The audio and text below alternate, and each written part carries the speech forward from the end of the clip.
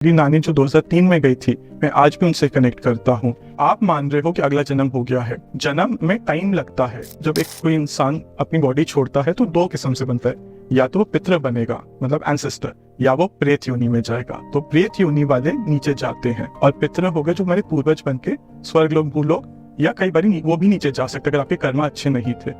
पर आपको आगे जाने का भगवान भी मदद करता है, आगे बढ़ने का रास्ता दिखाता है। ठीक है, तो अगेन मैं क्वेश्चन वही है, बंदे की डेथ हो गई, उसका अगला जन्म हो गया। अब मैं आया अपने दादाजी को से बात करनी है मुझे, मैं आपके पास में आया, उनका अगला जन्म हो चुका है, वो तो क्रिकेट खेल रहे हैं, अब आप कैसे बात करोगे? आप मान रहे हो कि अगला जन्म हो गया है। जन्म में टाइम लगता है, कहीं भी 14 दिन से बेस 400 साल तक लग सकता है। ये टाइम इतनी जल्दी रीइंकार्नेट कोई नहीं होता, क्योंकि बेस्ड ऑन आवर कर्मस आप आज उसको टाइम लगेगा रीजन्म लेने में। एज आई मेंशन कि उनमें कहीं भी 14 डेज या 400 ईयर्स टाइम तक लगेगा। ये हमारे शास्त्रों में लिखा गया है। कहीं भी आपको जन्म लेना है कि अगर आप भूलोक हो, भवन लोक हो या स्वर्ग लोक हो, तो आपको जन्म उस बेसिस पे मिलेगा, क्योंकि आपको गर्भ मिलना चाहिए जहाँ पे आपके कर्मास बैलेंस हो सके। जो आपके माता पिता अगर अच्छे हैं या बुरे हैं आपके प्रति, आपको कर्मा बैलेंस करने के लिए आपको गर्भ मिलना चाहिए। तो उसमें एंसेस्टर्स इतनी जल्दी नहीं आगे बढ़ते। तो समराइज योर पॉइंट, पितृ इतनी जल्दी नहीं आगे बढ़ते।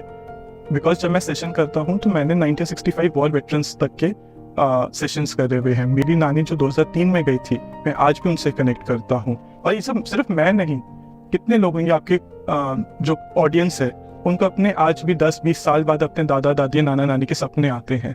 तो एवरीवन इज कनेक्टेड आपके जहन में, क्योंकि आपने कहीं से सुन लिया था कि रीजन्म हो जाएगा, पर किसी ने ये नहीं बताया कि उसमें वक्त लगता है और वो वक्त लंबा भी हो सकता है।